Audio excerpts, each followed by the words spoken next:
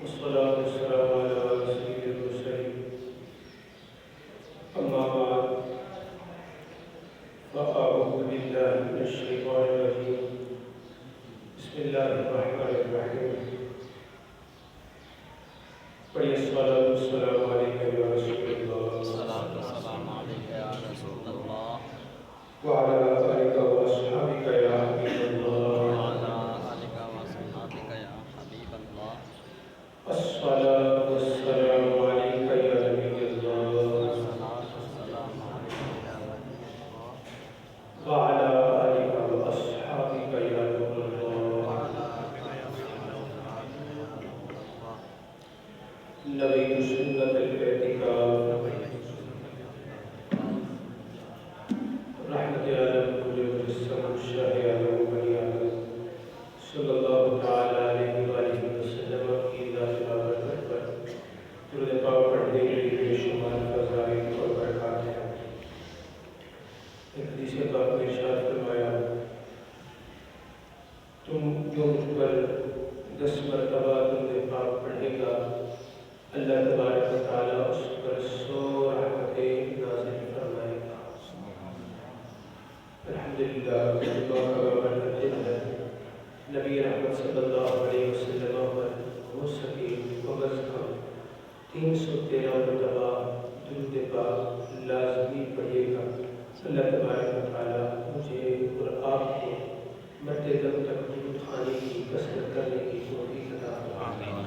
شوق و محبت کے ساتھ درود پاک پڑھ لیجیے اللہم صل علی سیدنا محمد وعلی آلہ صلاۃ تنہا عن وقتها صلاۃ و سلام علیک یا سیدی یا رسول اللہ وعلی آلہ واصحابک یا نور اللہ۔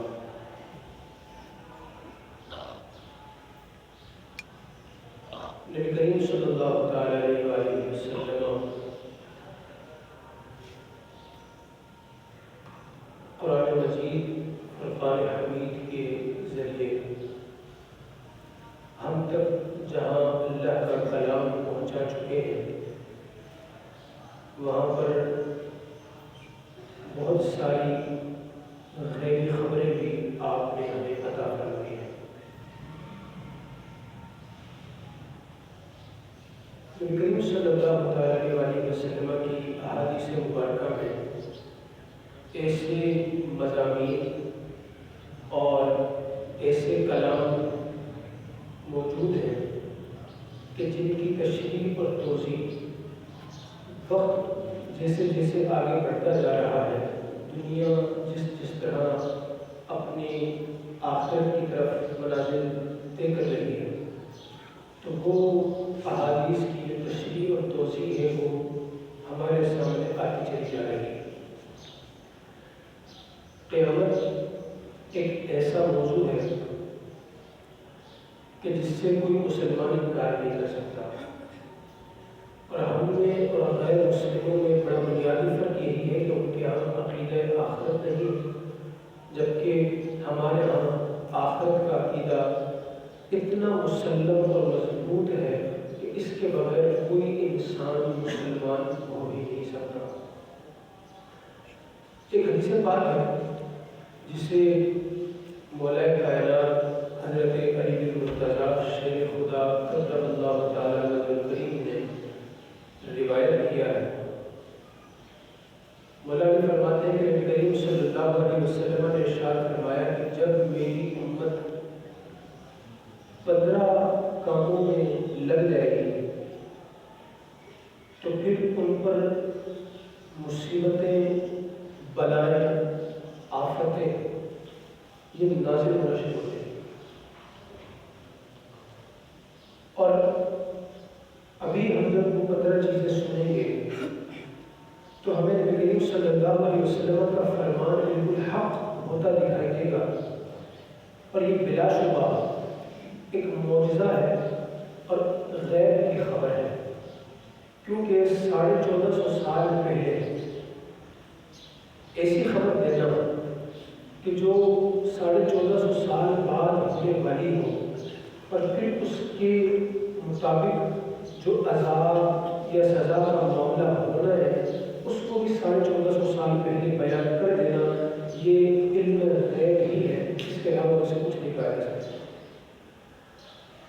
عرض کی گئی کہ وما ہن یا رسول اللہ، یا رسول اللہ وہ 15 چیزیں کون سی ہیں کہ جن میں اگر امت مبتلا ہو جائے گی تو پھر ان پر بلائیں، آفتیں اور مصیبتیں آنا شروع ہو جائیں گی؟ ارشاد فرمایا کہ اذا کان المغنم مقبلا، کہ جب مال غنیمت دولت سمجھا جانے لگے، مال غنیمت تو ویسے کہتے ہیں اس مال کو کہ جو جنگ میں لڑائی کے بعد حاصل ہوتا ہے، اس سے مراد یہ ہے کہ جب ایسا دور آ جائے کہ جو اسلام اور ملک کے لیے لڑنے والے ہوں، جہاد کرنے والے غازی ہوں، ان کو ان کا حصہ نہ دیا جائے، بلکہ ان کے حصے کو بھی جو امیر لوگ ہیں، جو ان کے بڑے ہیں، وہ ہتھیاریں اور اپنا مال سمجھیں، اپنی دولت سمجھیں۔ تو یہ کہلاتا ہے مال غنیمت کو اپنی دولت سمجھنا۔ تو ہماری پہلی بات تو یہی ہے کہ جب یہ انداز عام ہو جائے تو یہ مصیبتیں نازل ہونے کا ایک سبب ہے۔ دوسری چیز شاید میں بل امانت و مغنمت، کہ جو امانت کا مال ہے اس کو مال غنیمت سمجھ لیا جائے۔ یعنی کسی نے امانت رکھوائی کہ میں 1 مہینے بعد لے لوں گا، اور بندہ اس امانت کو امانت نہ سمجھے بلکہ اپنا مال سمجھے، اور سمجھے کہ یہ مال غنیمت ہے جو مجھے بغیر کسی چیز کے بدلے میں حاصل ہو گیا ہے، اور اب اس کو جسے چاہوں کھاتا پھر اڑاتا ہے۔ تو جب امانتوں کا لحاظ ختم ہو جائے تو یہ ایک وجہ ہے کہ جس کے بعد آفتیں نازل ہونا شروع ہو جائیں گی۔ پھر فرمایا بس زکوٰۃ مغنمت، پھر ایک وجہ یہ ہے کہ زکوٰۃ کو ٹیکس سمجھا جائے، تاوان سمجھا جائے۔ جس طرح انسان ٹیکس دیتے ہوئے ایک نفس پر بوجھ تصور کرتا ہے، تو زکوٰۃ دینا بھی انسان کو بوجھ لگے۔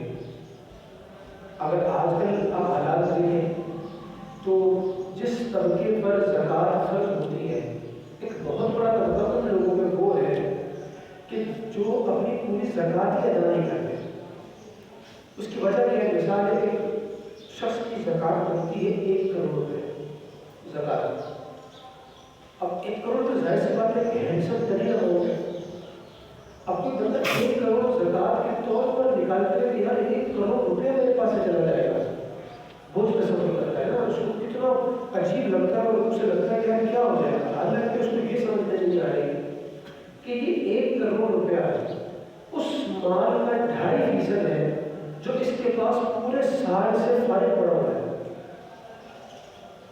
رب نے کہا کہ تو زکوٰۃ کے نام پہ کیا ہوگا؟ جو مال پورا سال اس کو گزر جائے، وہ 100 روپیہ جس پر پورا سال گزر جائے، تو سال گزرنے کے بعد پورے سال اس کی ضرورت ہی نہیں پڑے گی۔ اب تک حکم دیتے دیتا اسلام 2.5 روپے۔ تو یہ جو 1 کروڑ روپے اس کا زکوٰۃ کا بنا ہے، وہ یہ نہیں دیکھ رہا کہ میرے پاس کتنے موجود ہیں، جس کی وجہ سے مجھے سال گزرنے کے بعد سے کتنا دینا پڑ رہا ہے۔ لیکن چونکہ یہ بھی بہت بڑا اماؤنٹ ہے تو اس کو اپنے نفس پر بوجھ لگتا ہے، تو لہٰذا وہ 1 کروڑ روپے کل نکالتا ہی نہیں، 50 لاکھ نکال دے گا، 10 لاکھ نکال دے گا، 20 لاکھ نکال دے گا۔ اچھا، ایک تو یہ صورت ہے۔ دوسری صورت یہ ہے کہ بندے پر زکوٰۃ بنتی ہے، وہ بنے جتنی بھی بنتی ہے وہ ادا تو کر رہا ہے، لیکن اس میں بددلی کے ساتھ ادا کر رہا ہے۔ اس کے دل میں یہ افسوس ہے کہ یار یہ مجھے زکوٰۃ دینی پڑ رہی ہے۔ اب وہ چاہے لوگوں کی وجہ سے دینی پڑ رہی ہو یا وہ خود بھی دینا چاہتا ہو، اس کا نفس اس کو آر دلا رہا ہو یا سستی دلا رہا ہو، وٹ ایور۔ تو انسان جب زکوٰۃ کو ٹیکس جیسا سمجھتا ہے، تاوان جیسا سمجھتا ہے، اور اسے ادا کرنے میں اس کی جان نکل رہی ہوتی ہے، تو یہ وہ وقت ہوتا ہے کہ جو عذاب نازل ہونے کا ہوتا ہے، مصیبت نازل ہونے کا ہوتا ہے۔ اور آج اگر دیکھا جائے تو ہمارے معاشرے میں یہ چیز ان لوگوں کے اندر پائی جاتی ہے کہ جن کے پاس اتنی استطاعت ہے کہ ان پر زکوٰۃ سال گزرنے کے بعد فرض ہوتی ہے۔ پھر فرمایا وَأَطَاعَ الرَّجُلُ زَوْجَتَهُ، مرد اپنی بیوی کی بات مانے، مرد اپنی بیوی کی بات مانے۔ اس کا مطلب یہ نہیں ہے کہ بیوی کہا کہ مجھے بازار سے آپ 1 کلو تیل لا دیں، تو شوہر رہے اگر میں چلا گیا 1 کلو تیل لینے کے لیے تو یہ تو بیوی کی بات ماننا ہوگا، تو یہ تو پھر عذاب نازل ہونے کا سبب بن جائے گا۔ یہ مراد نہیں، مراد یہ ہے کہ انسان اپنی بیوی کی بات مانتے ہوئے ہر وہ کام کرے یا ہر اس شخص کا حق دبائے کہ جس کا حق اس پر لازم ہے۔ آگے حدیث میں فرمایا وَعَقَّرْهُ، بیوی کی تو اطاعت کرے، ماں کی نافرمانی کرے، یعنی بیوی کے کہنے پہ ماں کو جھاڑ دیا، بیوی کہنے کی جو بات مان رہا ہے ماں کہنے کی جو بات نہیں مان رہا، سمجھے؟ بیوی کچھ کرے تو جو جیسا کہتے ویسے ہی ہوگا، لیکن اگر ماں نے کسی معاملے کا مشورہ بھی دینا چاہا تو اس کو ایسے جھڑک دیا اور اس سے تمام حقوق چھین لیے کہ تو گھر میں بولنے کی اجازت نہیں ہے۔ تو جس کا جو حق بنتا ہے وہ دینا، بیوی کی جائز خواہش کو پورا کرنا جبکہ کسی کا حق ضائع نہ ہوتا ہو، یہ بالکل جائز ہے۔ اب اس کو الٹا کر کے سمجھیں، مثال کے طور پر بیوی کہتی ہے کہ مجھے رات کو بریانی کھانی، مثال دے دو مجھے رات کو بریانی کھانی، میں گھر میں کھانا نہیں بنانا چاہیے، اور ماں اس طرف سے کہے کہ نہیں کھانا تو گھر میں بنے گا اور بہو بنائے گی اور ہم سب کے لیے بنائے گی۔ اب مرد بھی کیا کہے، ہاں جی ایسے ہی ہوگا، تم کھانا گھر میں بناؤ گی اور کوئی بریانی نہیں ہے اور کھانا بھی سب کے لیے بنانا ہے۔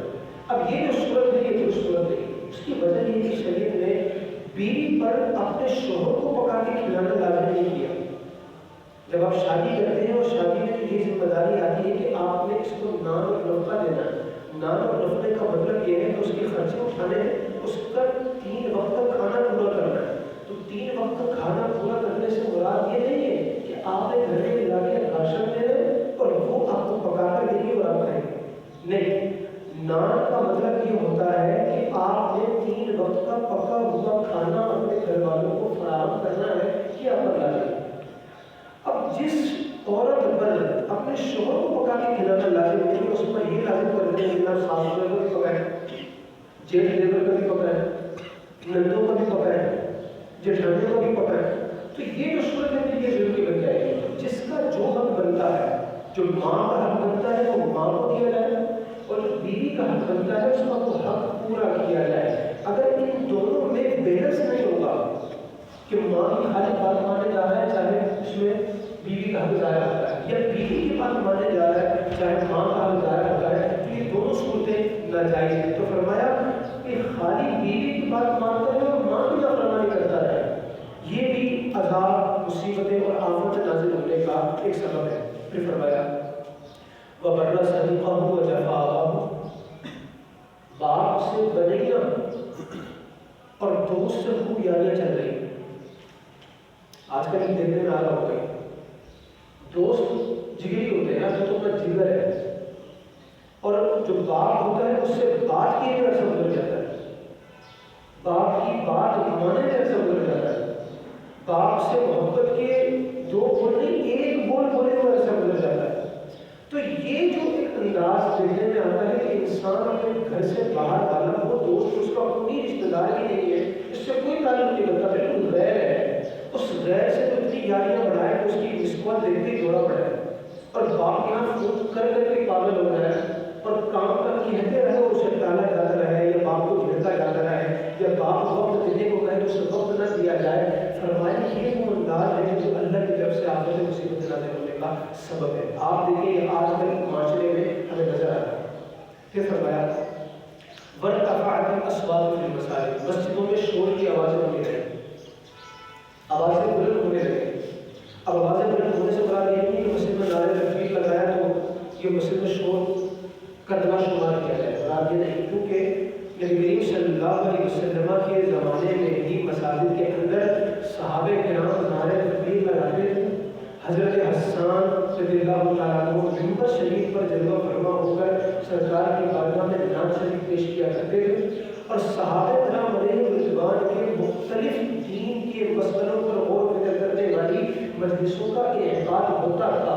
تو جس میں دین کی کچھ ترقی مشغول ہے، دین کی کوئی ترقی انسان کے ذہن میں ہے اور انسان ایسی مجلس کا انعقاد کر رہا ہے جس سے دین میں اضافہ ہوگا، علم دین میں اضافہ ہوگا، تو پھر ایسی مجلسوں کا انعقاد کرنے کے لیے مسجد سے بہتر تو کوئی جگہ نہیں.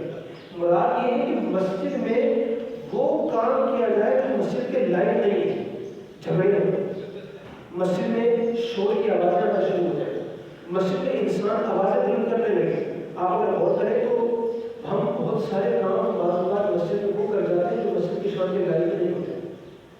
اگر صف میں آپ چاہتے ہیں کہ بھئی اگلی صف پوری ہو جائے اور میں دیکھ رہا ہوں کہ ایک بندے کی جگہ ہے اور کوئی آگے نہیں آ رہا اور پیچھے کوئی شخص موجود ہے، تو اس کو اتنی آواز سے بلانا کہ امام صاحب بھی ایک دم گھبرا جائیں گے مجھے ہوا کیا ہے. ٹھیک ہے آپ نے سب پوری کروانی تو اگلے کو اشارہ تو کر سکتے ہیں نا، کچھ کہیں گے تو بلایا جا سکتا ہے. یا آپ پر لازم ہے کہ جب تک یہ سب پوری نہیں ہوگی جناب میں نے تو نماز شروع نہیں کرنی. بھائی آپ تو سب کے ساتھ نماز شروع کر دیں. لیکن بعض لوگ کرسی گھسیٹنے رکھتے ہیں، دوسروں کو سلام دعا کرنے ہیں، کسی کو مخاطب کرنے کچھ کہہ رہے ہیں، وہ بھائی چلو ٹھیک ہے نماز میں سجدے تو اس کو مجھے نہیں لگے. آپ اس کی اصلاح کرنا چاہتے ہیں یا اسے مسجد سے بھگانا چاہتے ہیں یا مسجد میں شور شرابہ کرنا چاہتے ہیں، آپ اس کو پکڑیں الگ سے سائڈ پر لے جا کر اس کو سمجھا دیں کہ یار آپ کی سجدے میں نا انگلیاں لگ نہیں رہی تھی زمین پر، پاؤں آپ کو یوں اٹھا ہوا تھا یا بس انگلیوں کے جو کنارے تھے وہ زمین کو ٹچ ہو رہے تھے، باقاعدہ انگلیاں دبا کر انگلیوں کا پیٹ زمین سے لگانا ہوتا ہے اس انگلیوں کا. تو آپ اس کی اصلاح وہ بھی تو کر سکتے تھے، لیکن آپ نے اس کو جھاڑا. آپ کے الفاظ کچھ بڑے لوگ آپ بھی سمجھ رہے ہیں کہ جناب میں نے تو دین کا بڑا کام کیا. اب یہ جو انداز ہے اس کی دین میں سراسر ممانعت ہے.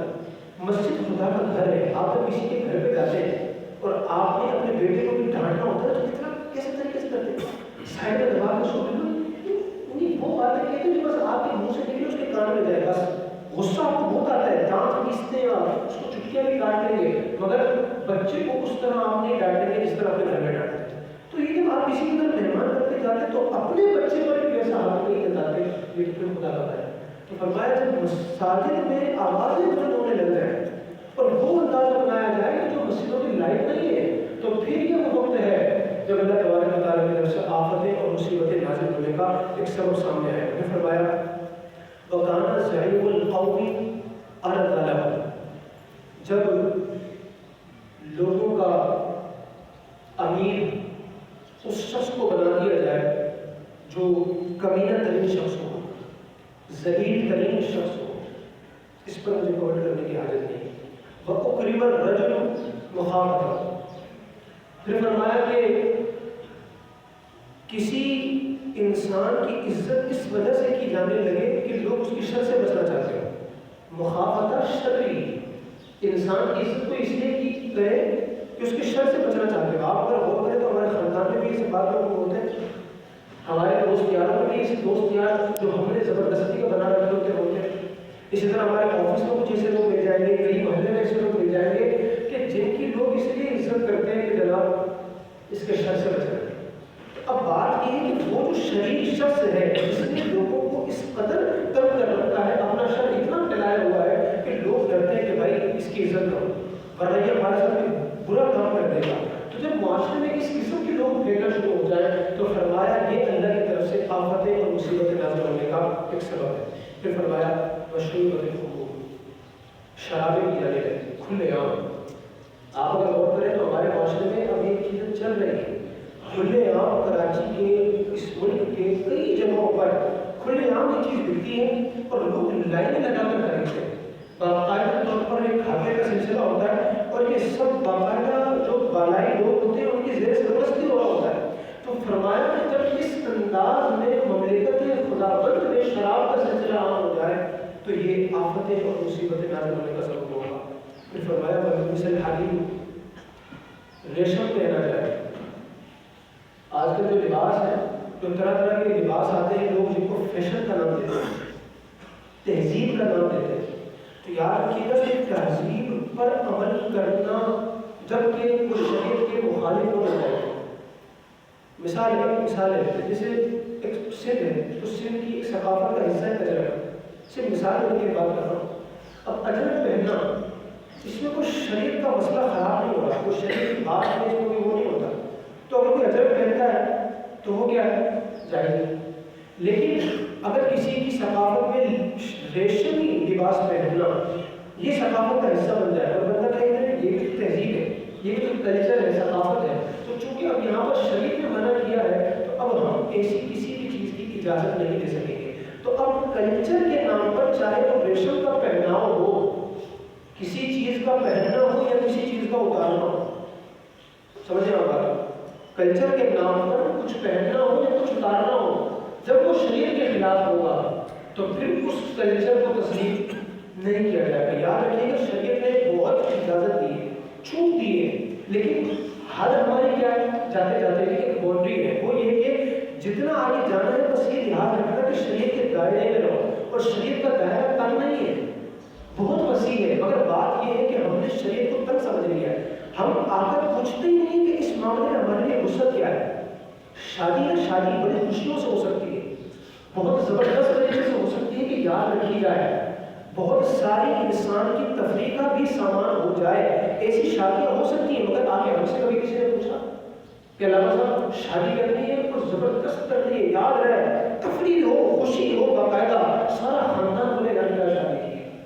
ہم سے آگے کبھی پوچھا کہ شریعت کے دائرے میں لے کر کیسے ہو سکتی ہے؟ نہیں. انہوں نے وہ دیکھا جو ہمارے پڑوسی جگہ سے آیا اور وہیں کا ساری چیز اپنا کر شادی کرنا شروع کر دی. تو اسی کو ہم نے اپنے لیے تفریح کا سامان سمجھا. جب انسان شریعت میں غور فکر نہیں کرتا تو وہ ایسی راستوں کی طرف نکل جاتا ہے کہ جو اس کے لیے درست نہیں ہوتے. تو فرمایا کہ جو شخص شرابیں پیے گا اور اس کو کلچر سمجھے گا تو یاد رہے شرابیں پینا یا کوئی بھی ایسا کلچر اپنانا جو اسلام کے خلاف ہوگا یہ اللہ کی طرف سے آفتیں، مصیبتیں، بلائیں، زلزلے آنے کا سبب ہوگا. پھر فرمایا وَاتُّخِذَتِ الْقَيْنَاتُ وَالْمَعَازِفُ، گانے والیاں بلائی جائیں، طرح طرح کے باجے ایجاد کر دیے جائیں اور ایسے ایسے انسٹرومنٹس آئیں کہ جنہیں کہا جائے کہ جناب یہ تو روح کی غذا ہے، یہ تو روح کا چین ہے، یا وہ کلچر کے نام پر اسے کچھ کہا جانے لگے یا کہا جانے لگے کہ اس سے باطن کو سکون ملتا ہے. آپ اگر اس موجودہ دور میں دیکھیں تو جس انداز میں بھی موسیقی عام ہے، دیکھیں جو قوالیاں ہیں جنہیں موسیقی عام ہے وہ کہتے ہیں کہ ہوتی نہ چاہیے. قوالی یا یہ میرا کوئی موضوع نہیں ہے، میں صرف آپ کو ایک ٹچ دے رہا ہوں اس چیز کا کہ شریعت میں جس چیز کو یا جو ہمارے کچھ علماء سے چیزیں ملتی ہیں ان سے متعلق آج کل کے دور میں جو بات کی جاتی ہے تو غلط فہمی پیدا کی جاتی ہے. دین میں جو ایک چیز ہے یا جس پر ہمارے علماء کار بند رہے وہ ٹوٹل شریعت کے دائرے کے اندر تھا، مگر بات یہ ہے کہ اس زمانے میں اگر کوئی چیز ہوتی تھی وہ جائز تھی. آج میں جو اس زمانے میں اس چیز کو کہا جاتا تھا وہی نام کسی ناجائز چیز کا رکھ دوں اور میں وہ کام کرنا شروع کروں اور کہوں کہ جناب یہ چیز تو اس زمانے میں بھی ہوتی تھی. تو بات یہ کہ صرف نام ایک ہے، کام جدا جدا ہے، وہ جائز تھا یا ناجائز ہے. تو ایک جائز چیز کا نام ناجائز چیز کے نام کے اندر کنورٹ کر دیا جائے اور اس ناجائز چیز کو جائز سمجھا جانے لگے، یہ کام نکل رہی ہے.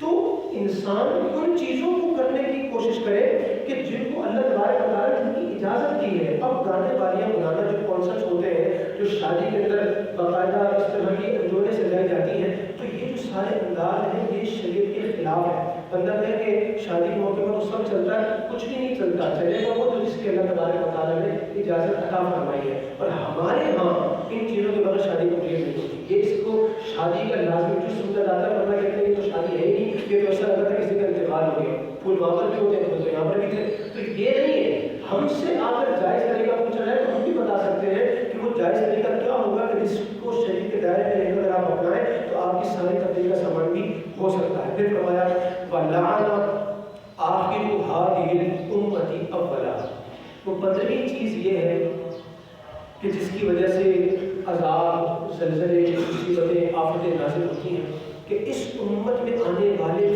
آخر کے لوگ ہیں ہم لوگ. اس امت کے جو آخر میں آنے والے لوگ ہیں وہ امت کے پہلے والوں پر لعنت کریں، پہلے والوں کو برا بنا کریں. اچھا ہم تو چلے امت کے آخر میں چل رہے ہیں جو قیامت قریب ہے. امت کے اول لوگ کون ہیں؟ امت کے اول لوگ پہلے امت کی کون ہے؟ صحابہ. ٹھیک ہے. یہ جو بعد آنے والے ہیں صحابہ کو لعنت کریں تو یہ وہ سبب ہوگا 15واں جو حضور نے فرمایا کہ پھر مصیبتیں نازل ہوگی، پھر زلزلے آئیں گے، پھر آفتیں ان پر نازل ہونے شروع ہو جائیں گی. تو امت میں آخر میں آنے والے جو پہلے لوگوں پر لعنتیں کرتے ہیں نا اور ان لوگوں کو سن کر ان لوگوں کو پڑھ کر لعنتیں کرتے ہیں کہ جن کا اپنا کوئی حساب کتاب ہے، جن کی لکھی ہوئی باتوں کی ردی اور ٹوکری میں ڈال کر کے کچرے کے اندر پھینکنے جیسی بھی حیثیت نہیں ہوتی. ایسے لوگوں کی باتیں سن کر یہ بعد میں آنے والے لوگ، یہ 1450 سال بعد آنے والے لوگ امت کے پہلے یہ صحابہ کرام پر لعنت کریں. کیا معاشرے میں ہمارے ہی اسی وطن پاکستان کے اندر مولا علی کے خلاف باتیں کرنے والے لوگ موجود نہیں؟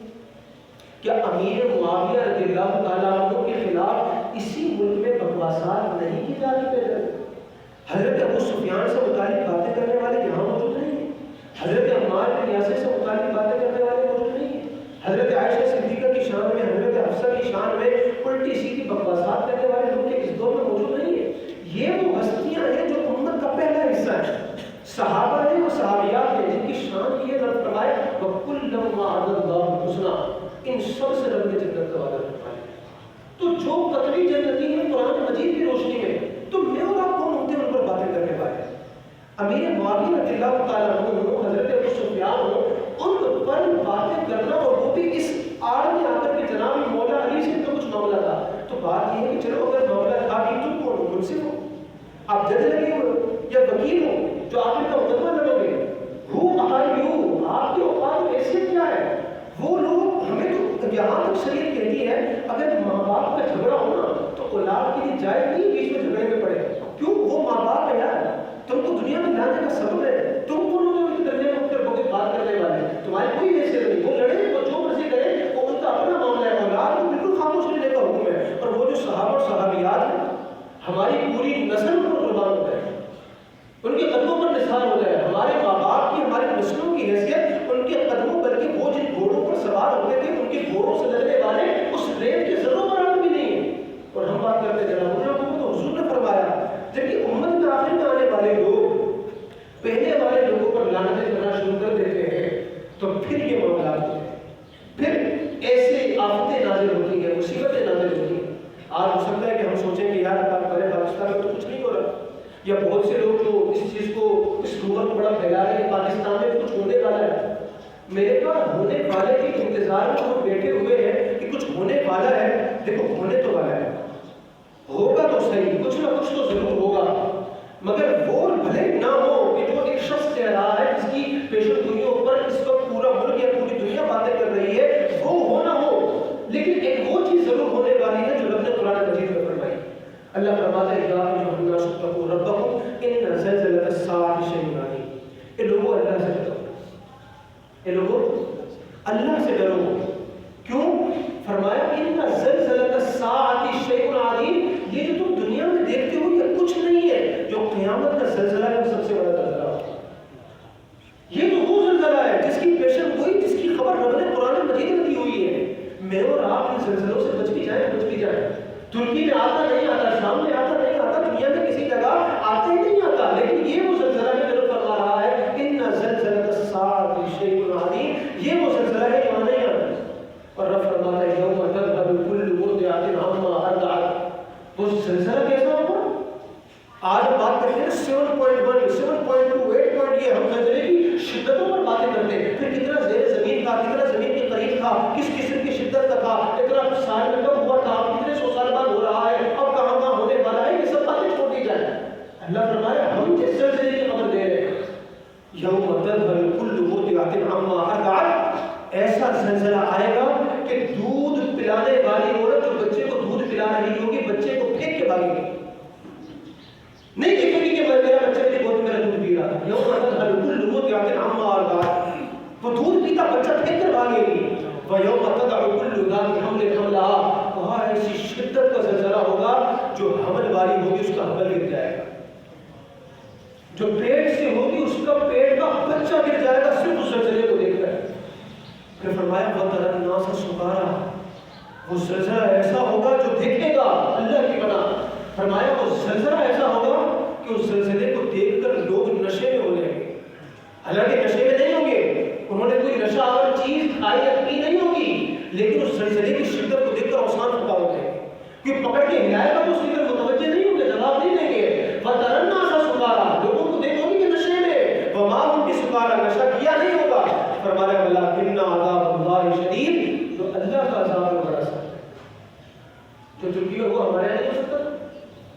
ہمارے یہاں تو جو سیلاب آیا بلکہ میں کہوں گا جس سیلاب کا موسم سال بن چکا ہے، ہم نے اس کے لیے کیا کر لیا؟ ہماری نسلیں تمام برباد ہو گئی ہے. یقین کریں ابھی کچھ مہینوں بعد 3-4 مہینوں بعد پھر سیلاب نے آنا ہے، پھر اگلے سال پھر سیلاب نے آنا ہے. ہمارے یہاں تو چونکہ کوئی اقدام نہیں ہے نا، عوام کو بیٹھے بیٹھے کھانے کا شوق ہے، ہم کو بیٹھے بیٹھے کھلانے کا شوق ہے، تو چلو تم بھی اس طرح جیو ہم بھی اس طرح زندگی جی رہے ہیں. ہمارے یہاں تو یہی حساب ہے، مچھلی پکڑ پکڑ کے دینی ہے، مچھلی پکڑنا کسی کو نہیں سکھانا. تو ہمارے یہاں تو بے روزگاری بڑی اسی طریقے سے رہی ہے، لوگوں کو روڈوں سے یا زمینوں سے لگایا اسی طریقے سے جا رہا ہے کہ ان کو اوپر آنے نہیں دیا جاتا. نبی فرماتے ہیں تجارت کرو، مگر ہمارے یہاں ہر چیز اس کو کس کو دی جاتی ہے؟ ملازمت اختیار کرنے کہ کسی کے نیچے دب کے رہے، اپنا کچھ نہیں کرنا. حضور فرمائے تجارت 70% جو برکت ہے تجارت کی مال کے اندر ہے. مگر ہمارے یہاں تجارت کرنے کی طرف کوئی جاتا نہیں ہے. ایک تو لوگ تجارت کرنے دیتے نہیں ہیں، دوسرا کرنے جائیں تو یہ سارے معاملات ہونا شروع ہو جاتے ہیں. فرمایا جو اللہ کا عذاب ہے بڑا سخت ہے، اللہ کا عذاب سے ڈرنے کا وقت ہے. سورۃ الزلزال آپ پڑھیں تو اللہ فرماتا ہے اذا زلزلت الارض زلزالها، جب زمین پر سخت قسم کا زلزلہ آئے گا، زمین تھر تھرا کے رہ جائے گی. وَأَخْرَجَتِ الْأَرْضُ أَثْقَالَهَا، زمین اپنا سب کچھ نکال کے باہر پھینک دے. وَقَالَ الْإِنسَانُ مَا لَهَا، انسان کہے گا زمین کو کیا ہو گیا، کیا کر رہی ہے زمین؟ سب کچھ نکال کے مردے جو کچھ بھی زمین کے اندر سب نکال کے باہر پھینک دیا. بِأَنَّ رَبَّكَ أَوْحَىٰ لَهَا، یہ زمین اس لیے ایسا کرے گی کہ اس کے رب نے اس کو ایسا کرنے کا حکم دیا. یومئذ یصدر الناس اشتاتا لیروا، معلوم فرمایا لوگ گروہ در گروہ جمع ہو کر مختلف سمتوں سے اللہ کی بارگاہ میں جا رہے ہوں گے. کیا ہوگا؟ فَمَن يَعْمَلْ مِثْقَالَ ذَرَّةٍ خَيْرًا يَرَهُ وَمَن يَعْمَلْ مِثْقَالَ ذَرَّةٍ شَرًّا يَرَهُ. فرمایا حال یہ ہوگا ایک ذرے برابر جو شر کیا ہوگا وہ بھی سامنے ہے، اور ایک ذرے برابر اگر خیر کی ہوگی تو وہ بھی سامنے ہے. جب حضور نے صحابہ کو قیامت کے زلزلے سے متعلق بات سنائی، رات کے وقت سنائی، صحابہ ساری رات روتے رہے. جب صبح ہوئی نہ کھانا کھا رہے، نہ اونٹوں پر سوار ہو رہے، نہ کسی کام کاج میں جا رہے، حضور ان کے پاس آئے اور کہا کہ جس زلزلے کی میں نے تمہیں خبر دی ہے تمہیں پتہ اس کے بعد کیسا دن آئے گا؟ صحابہ نے کہا یا رسول اللہ کیسا دن ہوگا؟ فرمایا جب یہ زلزلہ آئے گا تو اگلا دن وہ ہوگا جب حشر برپا ہوگا اور اللہ تبارک و تعالیٰ حضرت آدم کو فرمائے گا آدم اپنی اولاد کو جہنم میں ڈالا، اپنی اولاد کو جہنم کی طرف کر دو. عرض کریں گے مولا کتنوں میں سے کتنے، کتنوں میں سے کتنے؟ اللہ فرمائے گا 1000 میں سے 999. ہم ہیں ان 1000 میں سے ایک جو بچ جائے گا. اگر میں ابھی مر جاؤں، ابھی یہ چھت گر جائے، آپ کہیں گے یہ کیا باتیں ہو رہی ہیں؟ کس کے پاس گارنٹی ہے؟ کیا ہم سائنسدانوں کی محتاج دیں گے وہ پیشن گوئیاں کریں گے تو زلزلے آئیں گے؟ یہ زلزلے کس کی وجہ سے آتے ہیں؟ قوم سبا، قوم عاد، قوم ثمود، قوم صالح، ان لوگوں کے حالات ہم نے نہیں پڑے. ابھی یہ گر جائے اور اگلے پورے ہفتے تک ہماری لاشیں یہاں سے نکالی جا رہی ہیں اور اگلے جمعے کو جمعے کی نماز بھی ہو، ہمارے بھی جمعے سے یہاں پر 100 افراد کے پڑے جا رہے ہیں، تو بتائیں ہم کیا کر لیں گے؟ آج مر جائیں گے تو حضرت آدم کو حکم ہوگا 1000 میں سے 999 نکالو. کیا میں وہ ایک ہوں گا جو 1000 میں سے نکالا جا سکوں؟ کیا میرے اعمال ایسے ہیں جو نکالا جا سکوں گا؟ آج کراچی والے بڑی باتیں کرتے ہیں، کراچی میں سمندری طوفان نہیں آ سکتا، کراچی میں زلزلہ نہیں آ سکتا. کیوں؟ عبداللہ شاہ غازی بیٹھے ہوئے ہیں. عبداللہ شاہ غازی اس لیے بیٹھے ہوئے کہ تم شہر میں جو ننگا یاد کرنے کرو اور اللہ کا عذاب میرے اوپر تو کہاں سکتا. یہ کس دھوکے میں پڑے ہوئے ہیں؟ ایک نماز ہم نہیں پڑھیں گے ہمیں خواجہ ہمارا کچھ کریں گے، ایک نماز ہم نہیں پڑھتے، ایک روزہ ہم نہیں رکھتے اور پھر امید رکھتے ہیں غوث اعظم کچھ کریں گے، ہمارے دادا کچھ کریں گے، ہمارے خواجہ کچھ کریں گے. خدا کی قسم سب نپوس لیں، سب نپوس لیں. حضور کو جا کے کیا منہ دکھائیں گے؟ اگر دنیا میں زلزلے سے بچ بھی گئے، اپنی موت مر بھی گئے، قیامت کے زلزلے سے کس نے بچنا ہے؟ اس ہولناک دن سے کس نے بچنا ہے؟ کیا ہم حضرت آدم کی اولاد نہیں؟ کیا ہم 1000 میں شامل نہیں؟ جب ان کو حکم ہوگا تو ان کو کیسے نکالا جائے گا؟ رمضان آ رہا ہے، رمضان بھی آ رہا ہے، یہ ملے گا کس کو؟ کیا گارنٹی میرے اور آپ کے پاس ہے؟ شعبان آ رہا ہے، شب برات آ رہی ہے، نام اعمال تبدیل ہونے، پورے سال کا نام اعمال تبدیل ہوگا. کیا میرے اور آپ کے پاس اتنا بھی وقت ہے کہ ہم اس وقت تک پہنچ سکیں گے 15 تاریخ کو؟ وقت بالکل بھی نہیں ہے سرکار، وقت بالکل بھی نہیں ہے. عمرہ کر کے آؤں گا تو نمازیں شروع کروں گا، حج کر کے آؤں گا تو نمازیں شروع کروں گا، بچے کی شادی کروں تو نمازیں شروع کروں گا، ریٹائر ہو جاؤں تو پھر نمازیں شروع کروں گا. یہ جمعہ میں آنے والا مجمع یہ عام نمازوں میں کیا خدا کے عذاب کو دعوت دیتا ہے کہ تو اگر اپنا عذاب بھیجنا چاہتا ہے تو بھیج، زلزلے بھیجنا چاہتا ہے تو بھیج، پتھروں کی بارش کرنا چاہتا ہے تو کر. ہم نہیں پڑھتے فجر، ہم نہیں پڑھتے ظہر، ہم نہیں پڑھتے عصر، ہم نہیں پڑھتے مغرب، ہم نہیں پڑھتے عشاء. پڑھیں گے صرف جمعہ، یا جمعہ نہیں پڑھیں گے صرف عید. کچھ کر سکتا ہے کر کے دکھا دے. ہم کس کے عذاب کو دعوت دینا چاہتے ہیں؟ یہ لاکھ سائنس کہتی رہے کہ زلزلے میں زمین کی پلیٹیں ادھر ادھر ہوئی تو زلزلہ آ گیا، مگر پوچھ اس سے یہ زمین اور اس کی پلیٹوں کو بنانے والا خدا کون ہے؟ ہم سب کو دنیا میں لانے والا کون ہے؟ 3 ٹائم بلکہ اگلے 30 ٹائم تو ہمیں رزق دینے والا کون ہے؟ خدا کی قسم مر جائیں گے، اللہ کی قسم مر جائیں گے۔ جب سوال ہوگا نا میں رب کا، کیا جواب دیں گے؟ ماں دینوں کو کیا جواب دیں گے؟ ماں دین کا تقول فی حالت رجل ہمیں کیا جواب دیں گے؟ ابھی تیاری کرنے کا وقت ہے، رائٹ ناؤ، ابھی تیاری کرنے کا وقت ہے۔ جمعے کی نماز پڑھیں، عصر پڑھیں، مغرب پڑھیں، عشاء پڑھیں، اور آج یہ عہد لے کر اٹھے ہم مر تو جائیں گے انشاءاللہ، مگر آخری دم تک یہ وقت کی نماز میں قضا نہیں ہونے دیں گے۔ ہم کیا سمجھتے ہیں؟ آپ کے پاکستان میں زلزلہ نہیں ہے، مہنگائی کا زلزلہ نہیں آیا ہوا، سیاست میں زلزلہ نہیں آیا ہوا، گھریلو حالات میں زلزلہ نہیں آیا ہوا، معاشرے میں زلزلہ نہیں آیا ہوا، کیا ہم سمجھتے ہیں زمین کا ٹھکرانا زلزلہ ہے؟ زمین کے اوپر آج سب کچھ ہل چکا ہے، صرف زمین کا ہلنا باقی ہے، اور ہم ابھی بھی خوش ہیں کہ جناب زمین نہیں ہل رہی، سب کچھ ختم ہو چکا ہے، سب کچھ ختم ہو چکا ہے۔ یاد رکھیے گا ہمارے مسئلوں کا حل کوئی کر سکتا ہے تو اللہ کا ہے۔ کوئی کچھ بھی بولے، یہ حکومت آ جائے گی، وہ ہو جائے گا، یہ جاب لگ جائے گی، یہ عمر گزار لوں، یہ پڑھائی کر لوں، وہ کورس کر لوں، ہو سکتا ہے سب، مگر یہ سبب ہے، اس سب بھی کوئی اسباب اللہ تعالیٰ۔ نیت کریں 5 نمازیں باجماعت مرتے دم تک ادا کریں۔